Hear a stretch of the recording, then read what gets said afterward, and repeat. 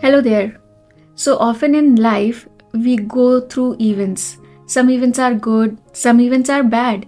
And when we experience these bad events, we first of all we blame the events, and then we also experience unpleasant feelings of anger, sadness, grief, shame, guilt, and various unpleasant feelings we go through.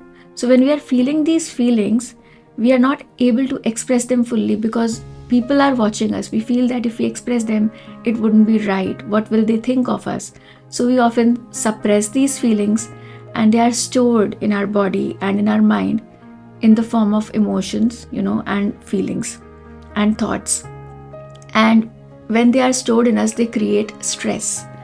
Also, while we experience these events, either we blame someone else or we blame ourselves. If we are blaming someone else, we are labeling them saying that they are not good. And if we are blaming ourselves, we are saying that we are not good, right? Or different various labels that we put on ourselves or others when we go through these events. So, allow me to explain it to you with an example. So, I've got a crystal here, and all these beautiful colors that you can see in this crystal are because of the daylight that's, falling onto it. And let me bring a light source now. And let's say that this light source are the events passing by. This crystal is us, truly who we are. And the colors that this crystal is reflecting back are the experiences we feel while we go through these events. So do you notice that these events that are passing by are temporary and they are not permanent? And the feelings we feel during we go through these experiences, pleasant or unpleasant, they are also temporary and they are not permanent. And when the event is over, this is who we truly are. But often we do not remember that. Why does it happen?